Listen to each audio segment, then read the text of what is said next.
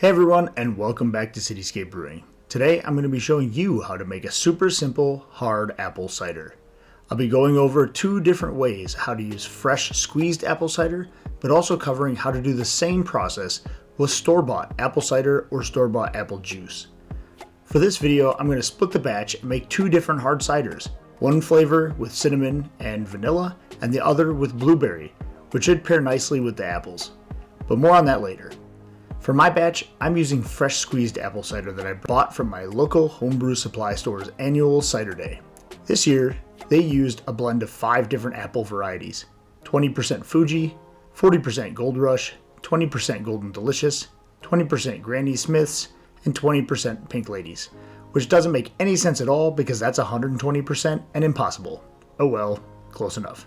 At the cider day, they had large grinders that would chop up all the apples and then other equipment that would squeeze and strain out all of the delicious apple cider. I picked up 6 gallons, which I intend to split into 2 separate batches after fermentation. If you don't have access to fresh squeezed apple cider, you can always use store-bought apple cider or apple juice. And what's the difference between apple cider and juice, you ask? Well, the main difference is apple cider is raw, unfiltered juice that may have some apple residue at the bottom and can sometimes be unpasteurized. Apple juice is filtered to be clear and sometimes can contain additional sugars and preservatives. It is important to look at the ingredients list to ensure that there are no added preservatives such as sorbates, sulfites, or benzoids, which will prevent yeast from fermenting. You may see different preservative, ascorbic acid, in the ingredients list, and that's okay. This is just vitamin C and will not affect fermentation.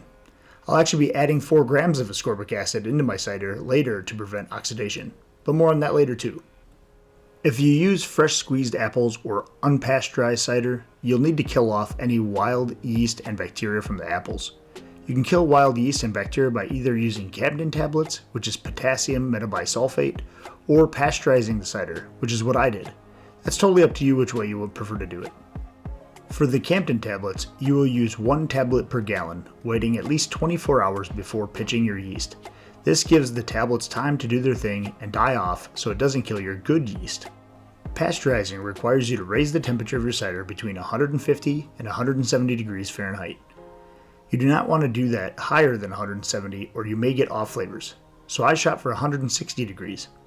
After that, you want to cool the cider back down to pitching temperature, but before, make sure you pour yourself a quick mug of that hot, fresh apple cider.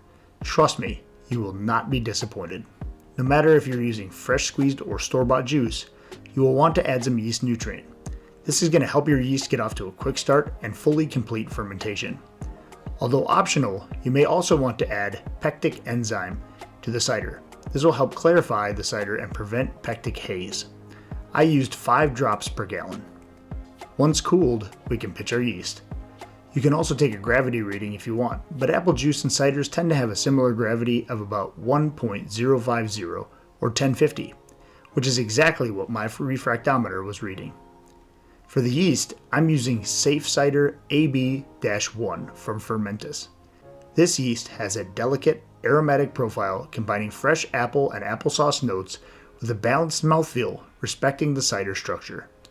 You can also use a clean ale yeast such as Safe Ale USO5 as well if you can't find the yeast cider. Have you tried a different yeast that works well for ciders? Let me know in the comments section below. Once we pitched our yeast, I dropped in my tilt hydrometer and let it do its thing. After only 12 hours, the cider had a nice foam cap on the top, and after 48 hours later, it was in full swing. A week later, the cider had finished up and the gravity had dropped to 0.999. This is normal, as ciders tend to ferment out with a pretty low gravity at or below 1.000. This can create a drier cider that I tend to enjoy, but we will be back sweetening this slightly to bring that touch of sweetness back to the cider. Since I am making 2 separate hard ciders, I transferred half of the fermented cider, about 3 gallons, into 2 glass carboys. When back sweetening with sugar, concentrates, or fruits, we will need to kill off any residual yeast so it doesn't re-ferment the sugars that we are introducing to the cider. To do this, I add 1/4 teaspoon potassium metabisulfate, or half of a crushed Campden tablet, and 2 teaspoons of potassium sorbate to each of the 3-gallon vessels. Remember the sorbates and sulfates we were avoiding earlier in the juices? Well, now they're our friend to prevent re-fermentation of the yeast. After adding that, you'd leave the cider for a minimum of 24 to 48 hours before back sweetening. Please note, if you're planning to bottle carbonate, you cannot back sweeten or you risk having bottle bombs from overcarbonation in the bottles.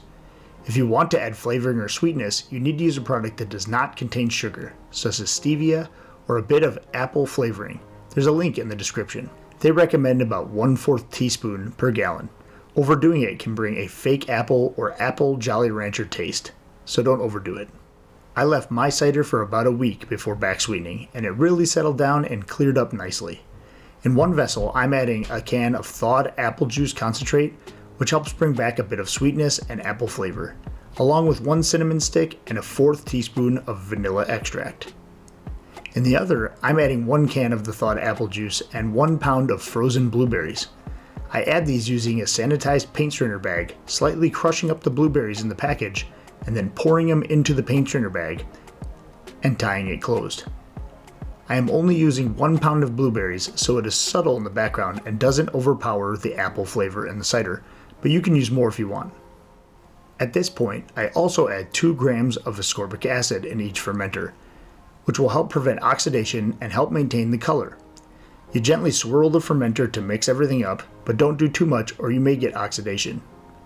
Then you let them sit up for a week and soak up the flavors. After that, it was time to keg so we can try them out.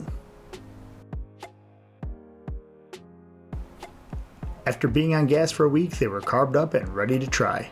The first thing you notice is the crystal clear clarity. I could almost read a book through the glass. The second thing is the color difference between the regular apple pie and the blueberry version. Now on to the tasting. The more traditional apple vanilla flavor cider is perfectly balanced between dry and sweet, and at the end you get hints of vanilla and cinnamon, just what I was going for. The blueberry cider has a hint of blueberry, but again, mostly cider flavor, and really this is what I was going for as well. But you could always add an additional pound of blueberries to kick it up a notch, and you really wouldn't lose the apple flavor, I don't think. Both versions are not too sweet, which can give you gut rot and leave you not wanting a second glass. I'm also really surprised how clear they came out, and very happy with the balance of flavors in both. I'm also planning to bottle these once they're carbonated, and since I killed the yeast already, I won't have to worry about those bottle bombs we talked about earlier. This will allow me to share those easily with friends and family over the holidays, but it requires you carbonating in the keg. As always, I will have the directions and recipes in the description below. Don't forget to hit that like and subscribe button, and feel free to ask any questions in the comment section. Happy brewing, and cheers! Hey, thanks for watching my video. I really do appreciate it. A way you can support the channel is just by buying me a beer. There's a button right there on the screen, and there's a link in the video description below. You can also check out the merchandise in our store, and you can hit the video on the screen right now. You know you want to.